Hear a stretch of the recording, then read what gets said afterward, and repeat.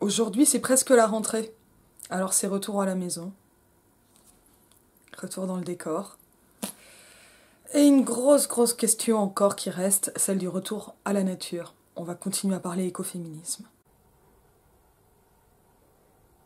Alors je dis on va continuer à parler écoféminisme parce que j'étais assez contente de ce que j'avais raconté en toute modestie dans la vidéo sur l'anthologie We Claim d'Emily H. Il faudrait que je la récupère cette anthologie que j'ai prêtée. Parce que, bon, l'écoféminisme, c'est assez compliqué. Le mot a été a priori inventé par Françoise Daubonne dans Le féminisme ou la mort, que je n'ai pas lu. C'est pour ça que je dis a priori, je n'ai pas vérifié ça. Et bon, c'est cette question qui est de plus en plus centrale dans mes réflexions, qui va encore se poser, enfin, celle sur le rapport entre les femmes et la nature. Évidemment que là, il y a un énorme danger qui est celui de l'essentialisme, à savoir de supposer qu'il y ait une espèce d'essence de femme comme une espèce de nature. J'ai envie de dire que ni les femmes ni la nature n'existent. Alors, la question de leur rapport, bon. Mais elles n'existent pas en tant que les concepts n'ont pas d'existence matérielle. Il faut arrêter de vivre en idéalisme ou en platonisme. On vit dans un monde dans lequel les choses sont pensées de façon séparée. Alors l'écoféminisme, c'est une des réponses à ce dualisme, notamment issu de Descartes, de Bacon et d'autres penseurs occidentaux, et plus globalement du christianisme, qui établissent une grande une limite, enfin, par une différence de nature, c'est-à-dire en fait de définition, hein, nature comme définition, entre l'âme et le corps, l'esprit et la matière, etc. Là, le livre dont je veux parler aujourd'hui, c'est celui-ci. Un livre de Suzanne Griffin. J'ai cru comprendre qu'elle était vivante, donc je suis plutôt contente. Et c'est La femme et la nature, le rugissement en son sein. Alors, plein de trucs à dire. Vraiment plein de trucs à dire. Donc c'est un livre qui date de 77, qui vient à peu près d'être traduit en 2021 ou 2020, je ne sais plus. Bon, moi j'ai trouvé ça sur l'étal d'une librairie, je n'en avais jamais entendu parler. 2021, avril. Là, il y a un petit 78, et en même temps, elle parle de 77. On est aux éditions Le Pommier Humancis, ou juste Le Pommier. Préface par Jeanne Burgard-Goutal, que je ne connaissais pas, et c'est traduit par Margot Lowers. Et je pense que ça n'a pas été facile à traduire. En tout cas, on a vraiment cette préface Nous sommes la nature. Et ensuite, un avant-propos de la traductrice, ouais, on en avait besoin, quoi. On en avait vraiment besoin. C'est important. Après, il ne faut pas le lire, on n'est pas obligé. Et on a des annexes, 3 annexes essentielles, enfin marquées annexes, parce qu'en fait, on en a d'autres. A, B et C. J'aime bien que ce ne soit pas des chiffres. Alors, bon, des remerciements qui ne sont pas en annexe. Mais préface à la première édition américaine, donc là, c'est marqué 77, à la deuxième de 99 et à la troisième de 2016.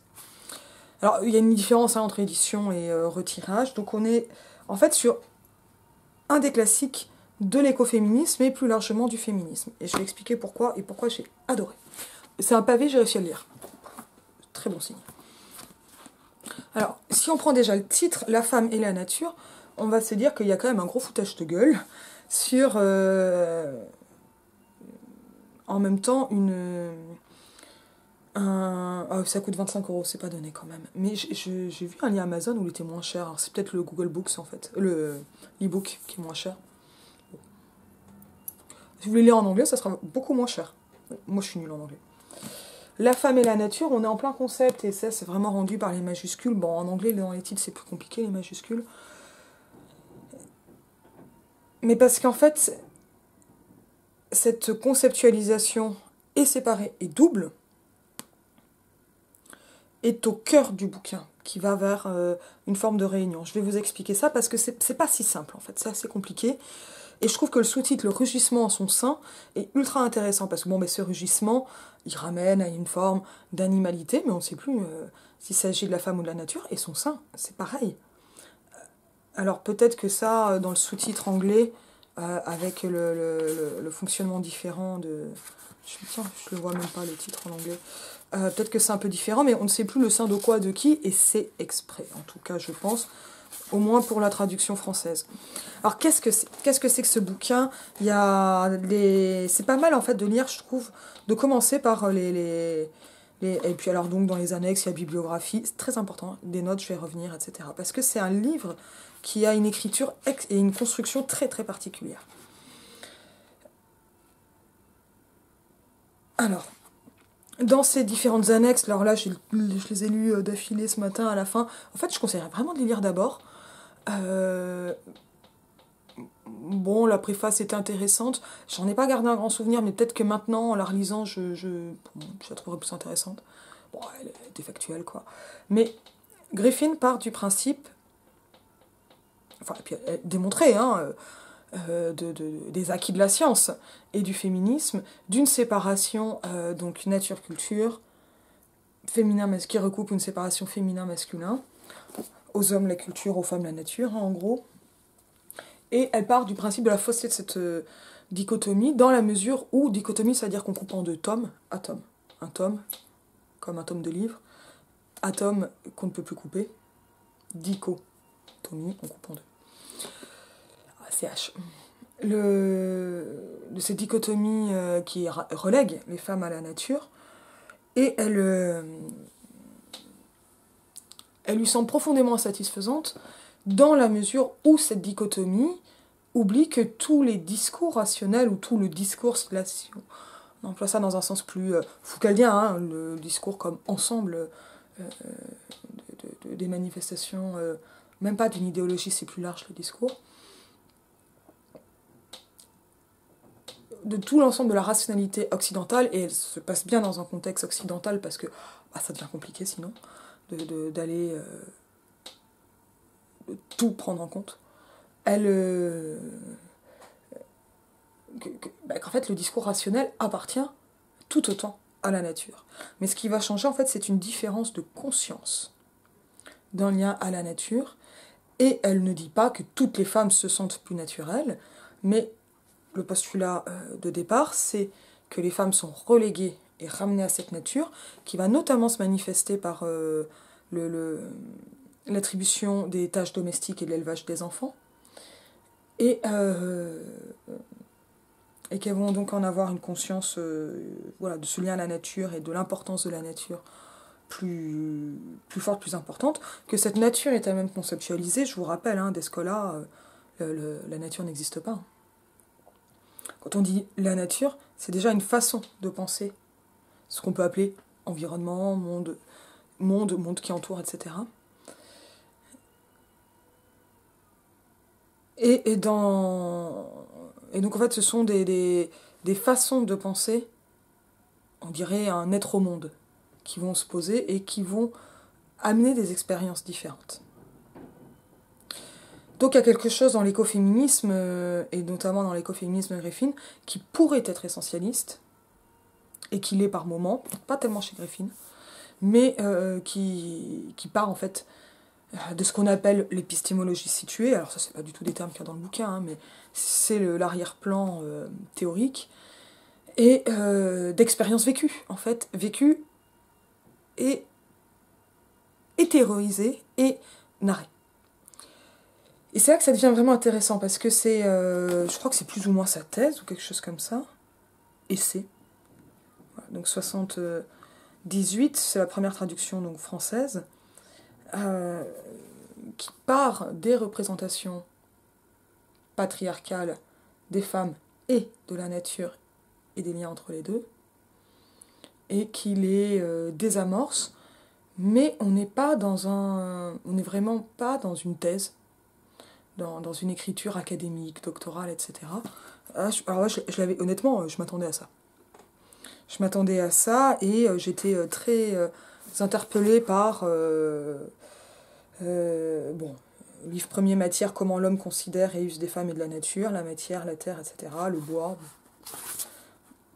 son corps, où il commence, son pouvoir, sa vigilance, son savoir, son contrôle, etc., qui finalement amène des... ça fait un ensemble d'entrées thématiques, mais qui étaient un peu mystérieuses parce que très concrètes. et qu'on n'a pas tellement l'habitude de ça, puisque ce qui va plutôt être mis en avant dans des livres de SHS, ce sont souvent des concepts. Notamment quand il s'agit de partir ou d'expliquer ou d'historiciser des concepts. Et c'est là que ça devient intéressant. Donc le livre a une construction en 4 livres et une écriture extrêmement particulière. Alors, vraiment, je pense que c'est pas mal de partir d'assez loin pour entrer dedans. Évidemment, on va y avoir des spoilers. Hein. Oh, c'est fou, je vais vous dire que le monde existe. Livre premier, matière, comment l'homme considère et use des femmes et de la nature. Alors, bon, ben, l'homme va amener une conceptualisation qui va être incarnée par ce qu'elle appelle dans une de ses préfaces une voix patriarcale, dont elle livre une parodie. Voilà. Et cette parodie, c'est ultra intéressant, parce qu'il y a tout un appareillage de notes vraiment important. C'est maintenant que je vais en parler.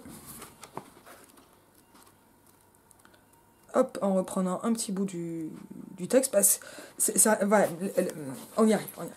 Dans les notes, hop, ça c'est les abréviations.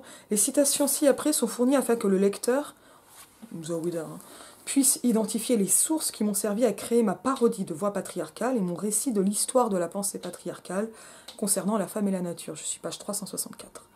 Ça et là, au nom de l'humour ou du style, je prends des libertés avec la langue, mais les arguments essentiels du patriarcat ne sont pas pour autant déformés. Des informations complètes se trouvent en bibliographie, et puis là, on voit qu'on est bien dans quelque chose qui est extrêmement documenté, et pas dans du feeling, de l'inspiration, du pifomètre. Les notes pour le reste du livre ne sont pas complètes, ils ont été fastidieux, etc. Et donc on a vraiment une réécriture, une mise en scène de ces voix patriarcales qui vont passer par Aristote, Galien, à un moment il y a eu Jean de La Fontaine, ça m'a amusé, Origène, Saint-Augustin, etc., etc. Donc, et en partant quand même d'une antiquité occidentale, pour mettre en avant ça. Ensuite, hop, on retourne sur le détail du plan. Non, mais c'est pour ça que c'est un gros bouquin, mais il est pas trop lourd, donc ça va dans le métro. Le livre deuxième, séparation, les séparations dans son regard et sous son règne. Et là, on a quelque chose qui va être de l'ordre de une grande question donc sur l'organisation du savoir et la dénomination. Très, très, très intéressant, et qui va donc jusqu'au plutonium. Et ça glisse, en fait. Ça glisse, vraiment.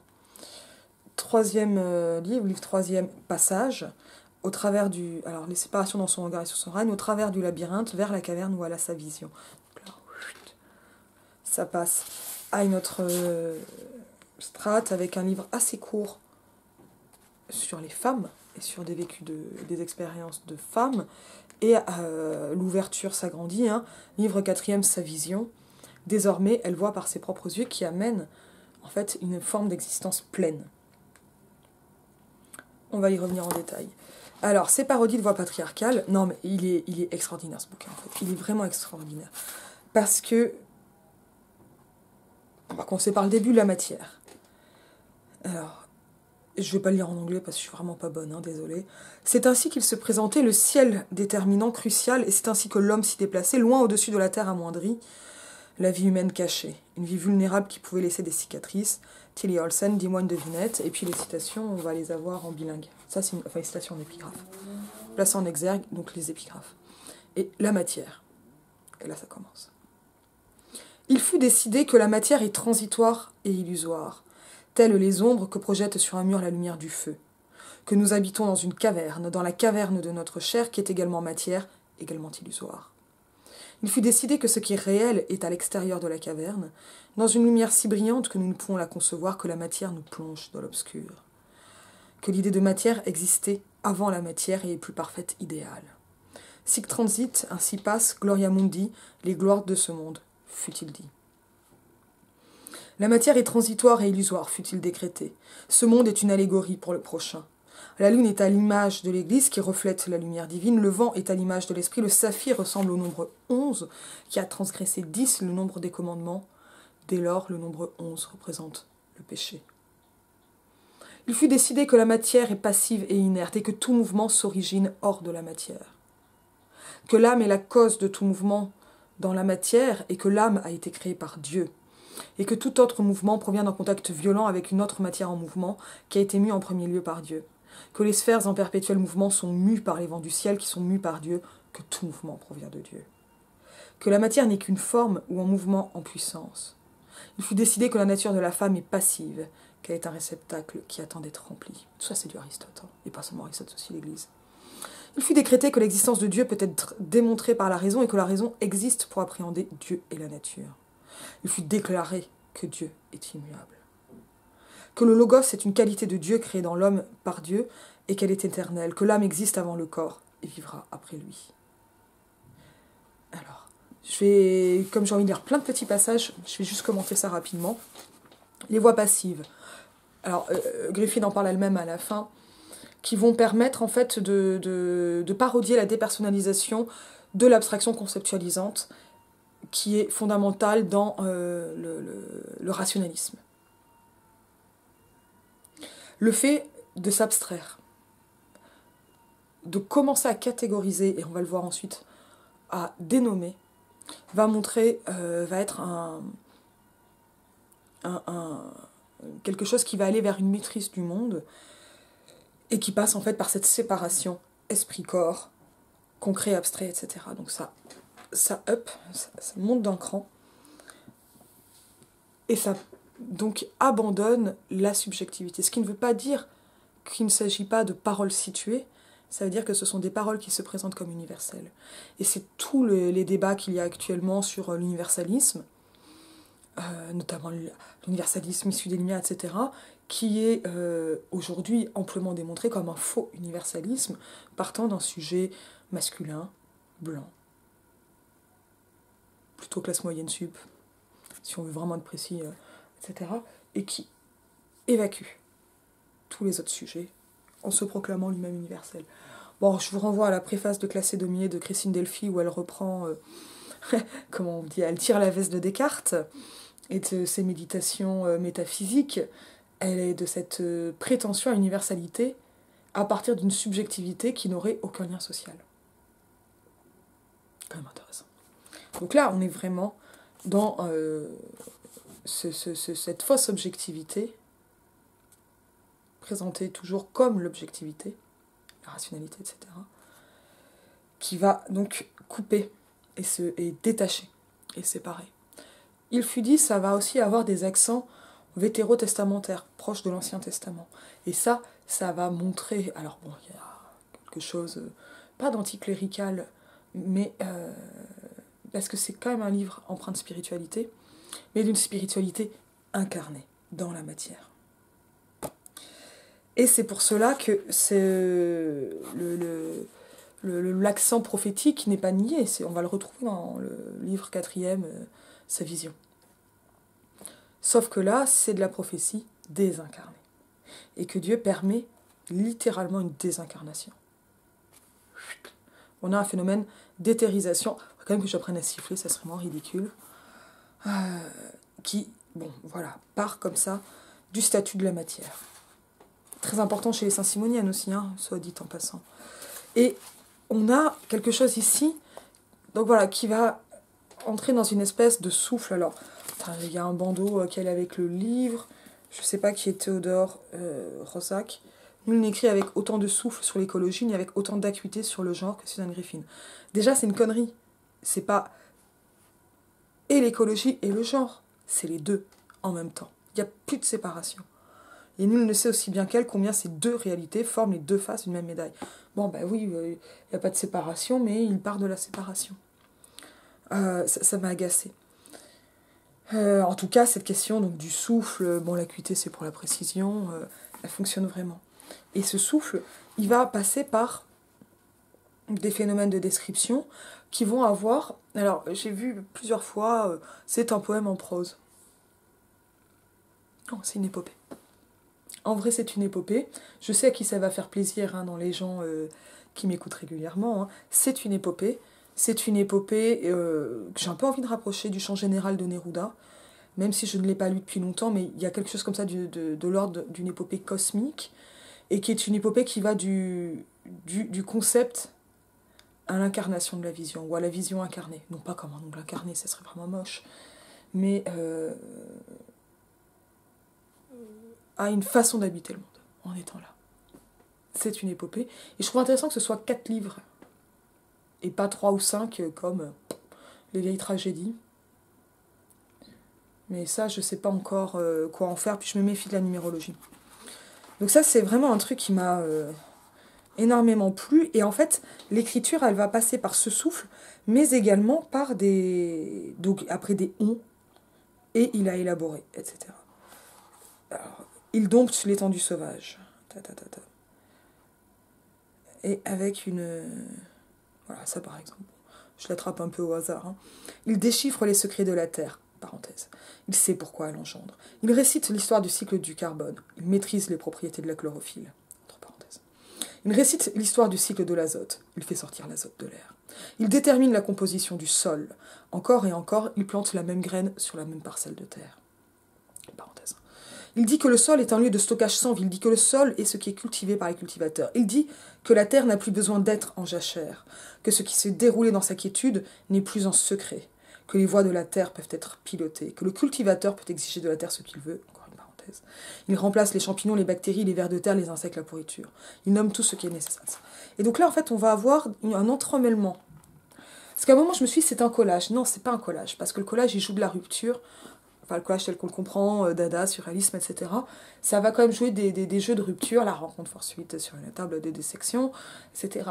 Là, c'est de l'entremêlement, voire du tissage. Donc on est dans des images beaucoup plus proches de ce qu'on va trouver chez les écoféministes, la poterie, le tissage, etc. Donc, ce sont des activités artisanales et souvent des activités féminines, ou rattachées au féminin. Et il y a... Mais il y a cet entrelacement, alors pas partout, hein, mais entre des voix différentes, ça va passer par du romain et de l'italique, ça passe par les parenthèses, et ça permet par des jeux de collage Ah voilà, ce passage-là était quand même ultra fort. Italique. Nos visages commencent à mourir, nous sommes pleines de défauts. Nos sourcils, par exemple, commencent à s'affaisser. Romain, entre parenthèses, pour les rides transversales du front, la peau au-dessus de la ligne frontale des cheveux est excisée et les rides sont éliminées en soulevant la peau du front lors d'une résection. Fermeture de la parenthèse. Italique. Notre chair vieillit, nos mentons s'affaissent. Romain, parenthèse. Pour la ptose du menton, on procède à une résection, des tissus qui resserrent la peau dans le sens transversal afin de surélever la pointe du menton. Italique. Sans parenthèse. Nous appelons les sillons sur le dessus de notre nez rides d'inquiétude. Nous essayons de ne pas nous inquiéter, nous essayons de ne pas bouger les muscles de notre visage. Romain, parenthèse. Pour la ride du lion, du silicone en petite quantité est injecté dans le derme et en dessous. Ça, voilà, c'est ça. Et c'est en fait la juxtaposition va créer un effet d'entremêlement, d'entrelacement, mais de mise en parallèle de discours, là je vais plutôt le dire au pluriel, scientifiques, techniques, technocratiques, rationalisants, qui vont dans leur construction, leur linéarité, faire une histoire conceptuelle, hein, une histoire des idées, enfin, c'est l'histoire des idées, et des techniques, etc., et de ce rapport à la nature, hein, et en même temps, faire entendre des voix en contrepoint, des voix de femmes. Et là, ça peut s'agir parfois de citation, parfois pas, et à un moment, et ça c'est extrêmement touchant, de récits rapportés. Alors, il y avait... j'en ai noté quelques-uns, pour une fois, mais j'ai pas tout noté. Ah, voilà. Ça, voilà. J'ai allé page 186. Donc là, je suis dans le livre 2, deuxième. Je pense que c'est important de dire deuxième. L'acoustique, ce qu'il entend. Donc là, on va vraiment comprendre ces effets-là. Donc, ce qu'il entend entre parenthèses. Il est dit des animaux qu'ils sont tels des horloges, que les cris qu'ils émettent lorsqu'on les frappe ne sont en fait que le bruit d'un petit vérin qui a été touché, mais que le corps tout entier est dépourvu du ressenti. Jean de La Fontaine, cité par Lorraine Esley, Le firmament du temps. La sagesse, monsieur le juge itinérant. David Whaley, l'appelant, et Eugène Cunningham, un co-accusé, ont été arrêtés le 17 mars 1971 en relation avec une prétendue agression sexuelle sur Maxine Lewis, âgée de 12 ans. Ils ont été accusés d'accointance charnelle et d'avoir pris des libertés indécentes avec un enfant mineur. Le jury a déclaré Whaley coupable. La principale question à l'étude en appel est de savoir s'il y a suffisamment de preuves corroborantes pour porter l'affaire devant un jury. Nous estimons qu'il n'y a pas suffisamment de preuves corroborantes. États-Unis contre Whaley, affaire 492F, 2D 547, 7, d'ici circa 1973. Alors attention, là, c'est trigger warning à fond les ballons. Il fut décrété que ce que l'on entend n'est qu'une hallucination des sens, que le son est constitué d'ondes, qu'une onde constitue une forme éphémère produite par l'énergie voyageant à travers les molécules d'air, de bois ou d'acier.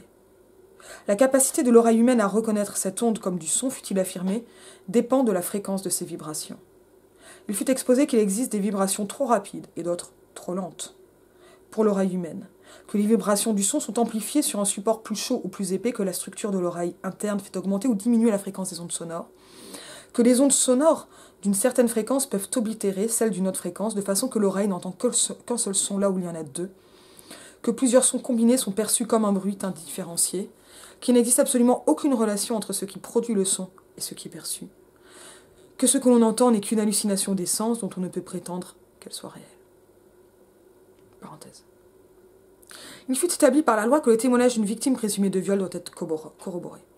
Il est dit que la corroboration est requise parce que les plaignantes, dans de tels cas, ont trop souvent une tendance à fantasmer ou à fabuler. Par conséquent, la crédibilité de la personne prétendument souillée, dit-on, doit être abordée avec scepticisme, ce d'autant plus quand la plaignante est une jeune fille. Fermeture de la parenthèse. C'est pour cette raison qu'il fut signifié que les sons ne peuvent exister sans oreille, ni sans un esprit pour les entendre, que tout son n'a d'existence qu'en esprit. Parenthèse. Et la déclaration selon laquelle, peu après l'événement présumé, un témoin a vu la victime présumée dans la rue, en pleurs, débraillée, bouleversée et sans manteau alors que la journée était froide, et qu'elle lui a dit qu'elle avait été attaquée et lui a indiqué ses agresseurs présumés, qui se trouvaient à une courte distance, n'est pas considérée comme preuve corroborante. Pas plus que l'affirmation d'un autre témoin selon laquelle il la trouvée en pleurs et lui expliquant qu'elle avait été violée n'est considérée comme preuve corroborante, car il s'agit d'une preuve qu'un événement s'est produit, certes, mais pas nécessairement d'une preuve qu'un rapport sexuel a eu lieu. Fermeture de la parenthèse. Et, étant donné que le son équivaut à une construction d'esprit, fut-il déduit, il est absurde de penser que le son peut exister au sein d'une substance non pensante, dans un violon ou le bois d'un violon. Et puisque toute preuve de l'existence de la matière est une preuve sensorielle d'un type tout aussi trompeur, n'existant qu'en esprit, il fut conclu que la matière n'existe qu'en esprit. Parenthèse. Il ressort donc de cette audience que l'accusé était innocent de viol et qu'aucun crime de ce type n'a eu lieu. Fermeture de la parenthèse. Sa voix à lui, elle entend sa voix parler. Il lui dit qu'elle est toujours en train de se justifier. Sans raison, insinue sa voix. Elle lui dit que pendant son absence, elle a été malade et que le bébé pleurait. Il lui dit qu'elle lui dit cela pour qu'il se sente coupable. Il lève la voix. Ses bras s'agitent lorsqu'il parle. Sa voix à lui paraît violente. Son corps à elle tressaille. Elle retient les mots qu'elle allait prononcer. Elle sent un poids descendre en elle. Sa bouche est sèche. Elle ne nomme pas ce qui arrive. Elle ne s'avoue pas sa peur. Elle ne prononce pas le mot « violence ». Encore et encore, ses bras à lui s'immobilisent à hauteur de ses joues, de ses seins. Elle se convainc qu'elle imagine le danger, qu'elle n'a aucune raison de se défendre. Que, peut-être même maintenant, dans sa peur, c'est elle qui réveille ça en lui. Qu'elle cherche peut-être une raison de le haïr. Elle a honte de le haïr, elle tente encore de lui parler. Elle dit qu'elle est fatiguée. Il se tait. « Je suis fatiguée », répète-t-elle. Il détourne le visage. Elle se demande si elle a utilisé les mots justes. Elle se demande si cette lassitude dans son corps est réelle. « Est-ce que tu as entendu ?» lui demande-t-elle. « Tu entends ?» se surprend-elle à hurler. Il sort de la pièce. Une violence la submerge. Sa voix manque de souffle. Les mots dégueulent de sa bouche. « Espèce de connard de fils de pute !» Capitale. Souffle-t-elle dans ton roc. Sa voix lui semble laide. Ses mots lui reviennent. Elle désavoue cette voix. Il n'y a ni écoute ni réaction. Elle est cernée de silence. La voix qui commençait à percer en elle meurt. Les soldats témoignèrent. Ils expliquèrent qu'elle avait été tuée dans l'action. Parenthèse. Ils prétendirent qu'ils avaient reçu pour instruction d'éviter les problèmes, de donner à ces femmes de l'argent ou de les tuer après en avoir fini avec elles. Fermeture de la parenthèse. Le général décréta qu'il s'agissait de rumeurs, de plaisanteries. Parenthèse. Ils déclarèrent l'avoir gardée 5 jours durant avant de la tuer. Fermeture de la parenthèse. Le journal indiqua qu'aucune des affaires n'avait fait l'objet d'une investigation. L'enquête exclut la mention de... Parenthèse. Ces mentions furent attachées derrière son dos. Sa mère courut après les soldats avec son écharpe. L'un d'eux se servit de l'écharpe pour bâillonner sa fille. Fermeture de la parenthèse. Ils témoignèrent qu'ils n'avaient aucune idée de son nom. Étant donné que l'existence de la matière est invérifiable, italique, chacune d'entre nous peut témoigner que nous avons entendu des pas derrière nous, romain, et que les données des sens sont trompeuses, italique. Chacune d'entre nous a essayé de ne pas montrer sa peur, romain. La question fut posée de savoir s'il existait une raison valable, italique, car c'est en jouant le rôle de la victime, romain, d'examiner ce qu'on appelle la réalité, italique, qu'on devient victime, romain. Ou un moyen de savoir, italique, chacun de nous a dissimulé ce que nous sommes, romains. Si quoi que ce soit pouvait être su, italique, chacune de nous a renié son désir, romain, puisqu'aucune existence ne peut être vérifiée italique, puisqu'on nous a expliqué que c'est notre propre pulsion romain, comme existant réellement et donc italique, qui se traduit dans le corps du violeur romain, comment l'acte de savoir peut-il être su italique, et notre propre terreur qui inspire l'attaque romain, et donc ni l'esprit ni le corps italique et notre propre culpabilité romain ne peuvent être qualifiés d'existants réellement italiques qui nous attaquent par ses mains à lui romain, et donc toute existence est niée italique jusqu'à provoquer notre propre mort. Et après on passe à la raison. Donc ça c'était page 186-190. Et là on voit les effets de souffle. Les effets de souffle, c'est des effets de crescendo. Ça veut dire qu'on a quelque chose qui va monter, mais on n'a pas une acmé comme dans un cartoon où ça monte et poum. Non. Là, on a quelque chose de l'ordre d'une agonie à la fin, d'un souffle qui expire, d'un souffle qui arrête de respirer, jusqu'à notre propre mort. Ce qu'on a, c'est l'entremêlement entre des discours, entre des voix, en fait, différentes. Le passage en capitale, c'est vraiment... c'est assez rare, les capitales, dans ce bouquin. Très très court, mais surtout donc les romains, les italiques, les parenthèses, et des juxtapositions d'affaires qui vont permettre de relier, ou plutôt de présenter des expériences individuelles qui vont toujours être amenées à une espèce de subjectivité rejetée par ce qu'on appelle le gaslighting, dans la présomption de folie, dans l'incertitude. Est-ce que j'entends vraiment des pas qui marchent derrière moi dans la nuit? Est-ce que c'est vraiment ça qui s'est passé? Donc ça, personnel, mais aussi donc patriarcal, et cela de différentes manières, juridiques, physiques, par l'acoustique, métaphysique,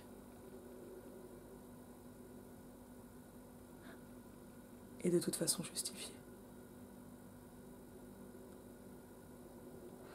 Et j'ai pas envie de prendre ça pied à pied. Mais ce qui l'entend répond ainsi à ceux qu'elles vivent. Alors bien sûr qu'il y a une construction fictionnelle d'une voix plus ou moins unique du patriarcat et d'un patriarcat qui court les siècles.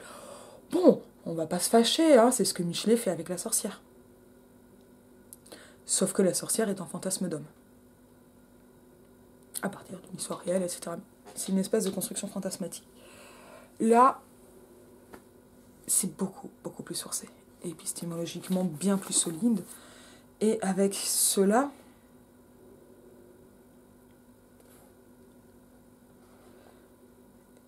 qui va partir donc d'un truc individuel à des expériences collectives et qui apparaît donc par des L, cette scène de violence domestique, un autre L, qui devient un chacune et un nous, avec donc cette question du témoignage qui n'est pas écouté. Et ça, c'est un truc qui est essentiel dans le féminisme, le statut du témoignage.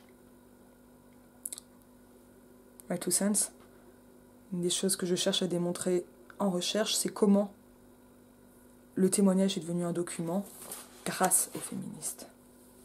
Et comment on est encore loin d'accorder l'importance...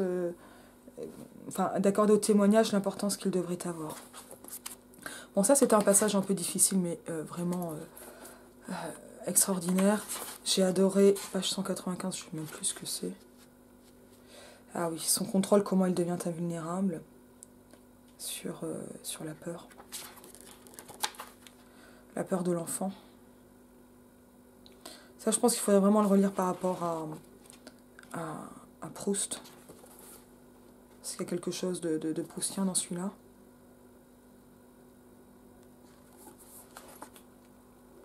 J'ai sauté les épigraphes, donc ça m'amène page 196. Cette obscurité. Il ne peut pas fermer l'œil dans cette obscurité. Ils lui disent qu'il n'y a rien à craindre et il tente de les croire. Donc là, il y a des majuscules.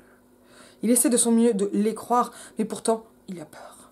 Cette obscurité profonde s'insinue dans le moindre recoin de sa chambre la nuit. Ils prétendent que toutes les créatures terribles qu'il leur a décrites font partie de ses rêves. Mais cela les ferait encore plus. Il ignore comment leur expliquer, mais savoir que ces créatures vivent dans ses rêves les ferait encore plus, car cela les rend plus proches de lui, elles sont en lui. Il est totalement sans défense contre elles. Ils disent que de telles créatures ne vivent pas dans les maisons, ni dans les villes, ni dans aucun des lieux qu'il a connus. Mais ils ignorent à quel point cela l'isole, car il sait désormais qu'il est le seul à les avoir jamais vues. Les créatures se pressent dans sa chambre dès que l'obscurité le leur permet. Donc, chaque soir, il continue à plaider auprès d'eux pour la lumière. Et chaque soir, il proteste en arguant qu'il rêve, que personne n'a jamais entendu parler de ce qu'il décrit, jusqu'à ce que finalement, cédant à sa panique, qui persiste malgré leurs efforts et les siens, cédant à ses pleurs et à sa ténacité, il laisse la lumière allumée dans la chambre. Parfois même, il s'assoit près de lui. Ils sont là. Il le réconforte pour qu'il dorme, avec ses mots, il le protège. Et lorsqu'il commence à s'endormir, vaincu par la fatigue, la douceur de son lit qui l'entoure, il est submergé de gratitude et serre l'une de leurs mains, même dans son sommeil. Il sait qu'il ne pourrait pas exister sans eux. L'idée de leur mort le terrifie. Sans eux, il ne serait pas nourri. Sans eux, il ne pourrait jamais vivre dans cette maison. Il ne pourrait même pas traverser la rue. Sans eux, il n'aurait jamais appris les noms des choses. Ils lui ont donné son propre nom. Il lui explique tout ce qui est mystérieux, leur savoir est sans fin et leurs voix sont imposantes. Pourtant, ils ne peuvent étancher sa soif de connaissance. Ils lui disent qu'il y a des choses qu'il ne peut pas comprendre. Ils lui dissimulent des secrets. Ils lui disent ce qui est au mieux, même s'il ne peut en comprendre la raison. Il lui dit ce qui doit être, même s'il pleure, ils sont inflexibles. Et même s'il les supplie, ils disent non, même s'il les supplie au point de sentir sa propre petitesse devenir infiniment petite face à eux, ils ne montrent aucun signe de fléchissement, ils cherchent un signe sur leur visage, ils les scrutent en permanence, eux, leur corps, leurs yeux, pour voir ce qu'ils vont faire. S'il leur a déplu ou s'il leur a fait plaisir, s'il le félicite, il est content de lui. Il imite ce qu'ils font, il rend sa voix imposante, il se fait grand, il s'habille avec leurs vêtements, il imite leurs démarches, leurs gestes. Un sourire passe sur l'un de leurs visages, il croit qu'il leur fait plaisir, qu'il est devenu l'un d'eux, ils se mettent à rire. Il utilise sa voix imposante, il cesse de l'écouter, il se pavane en leur présence. Il se détourne comme s'ils ne le voyaient pas, ils lui disent qu'il doit aller se coucher, donc il devient bruyant. Puis il dit des gros mots, puis il frappe des poings et tape des pieds, son visage est couvert de morve et il le porte dans les escaliers. Puis il est assis seul dans l'obscurité jusqu'à ce qu'ils reviennent pour le réconforter. La colère s'est dissipée, donc il les laisse le tenir, les laisse le bercer jusqu'au sommeil. Il se sent bien maintenant, paisible, doux dans leurs bras, mais il les retient d'une main serrée, une main éveillée même dans son sommeil à cause de sa peur, cette peur de l'obscurité. Je n'ai même pas envie de le commenter. Un autre. Alors, il y en a pas mal sur les dénominations de la nature, etc. Ça, c'est un truc qui me fait vraiment pencher vers l'épopée, en plus de cette espèce de construction linéaire qui va vers une forme de fusion. Ouais.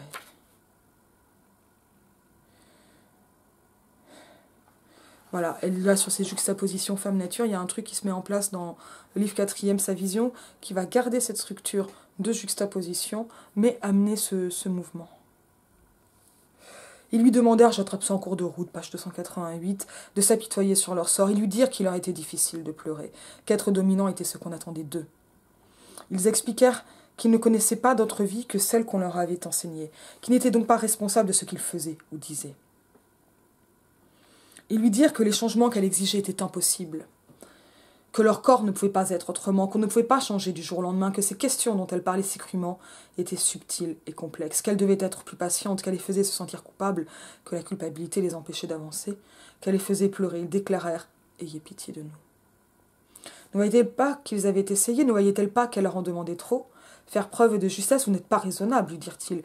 Mais elle leur répondit, vous m'avez déjà dit déraisonnable par le passé. Italique. Pourtant, sous cette couche de cendres que la pluie a transformée en boue et que le soleil a séché des siècles durant, se trouve une autre histoire. Nous découvrons que les cendres ne sont pas arrivées soudainement ni toutes d'un coup. D'abord, un nuage noir est apparu dans le ciel au-dessus de la montagne. Et ce n'est qu'ensuite que des cendres ont plu sur la ville 2 jours durant, jusqu'à ce que le ciel s'assombrisse tant et plus et que des cendres toujours plus denses se sont amoncelées.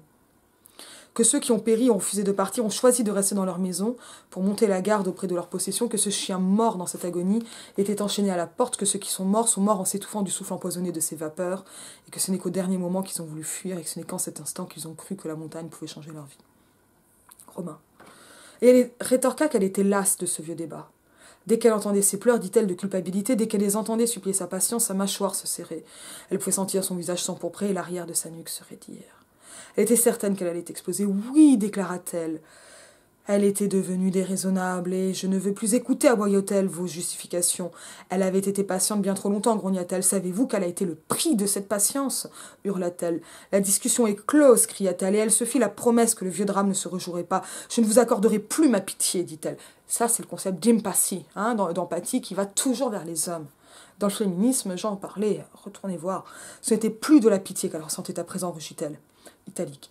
En cherchant sous le volcan, sous le fond océanique, en retraçant les mouvements et l'histoire des mouvements de la Terre, nous découvrons des causes au feu. Nous disons que sous la Terre se trouve une roche qui coule, etc. etc. Je ne vous le fais pas en entier. Mais c'est ça là que j'ai vraiment trouvé extraordinaire. Volcan en femme, etc. qui, en fait, ne passe pas par une... c'est-à-dire le mouvement de séparation qui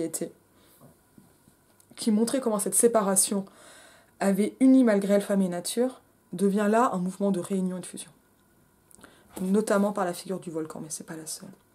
La nomination, je suis page 300, toujours dans le livre 4e.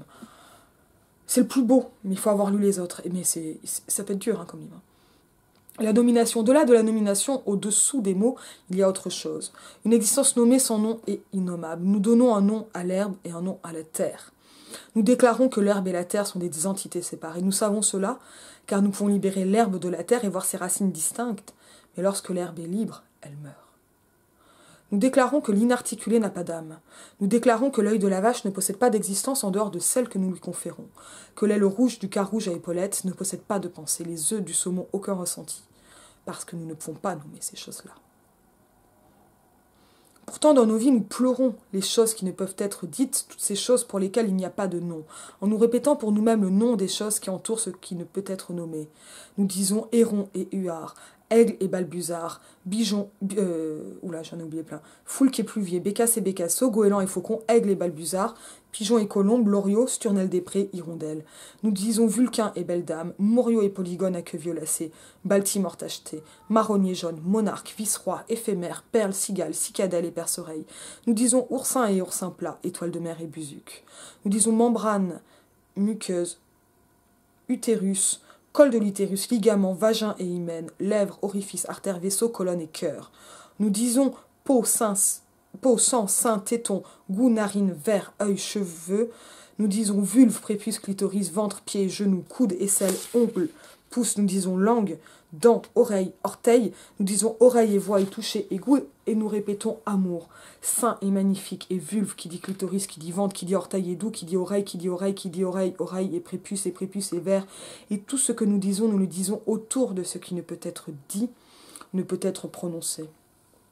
Mais à un moment de ce qui se trouve au-delà de la nomination se fait connaître.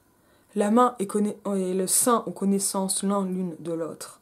Le bois de la table a connaissance de l'argile et du bol.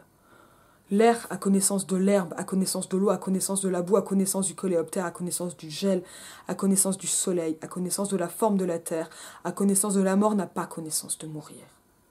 Et tout ce savoir se trouve dans les âmes de toutes choses, au-delà de la nomination, avant la parole, au-dessous des mots. Bon, j'ai lu plein de passages, j'ai peu analysé cette fois. Bon là, le sou, vous l'avez par la construction, qui dans les faits est syntaxique, mais qui m'a essoufflé, moi, la pauvre asthmatique fumeuse. Hein.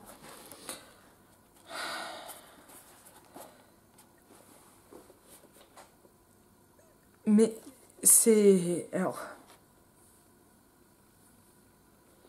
Ces questions de calcification, elles sont ici. Je sais même pas si on peut parler de politique à ce niveau-là. Et on peut plus parler de philosophie, parce que la philosophie suppose l'abstraction conceptualisante. La force de cette épopée en prose et prosaïque, épopée concrète, c'est d'être incarné et d'aller vers le concret et de donner à ce concret une force cosmique. Non pas par des jeux d'emboîtement, mais pour révéler cette réalité qui est occultée et oubliée. Et c'est pour ça qu'il y a cette écriture-là, pour ce livre qui est un manifeste, un essai, mais qui est aussi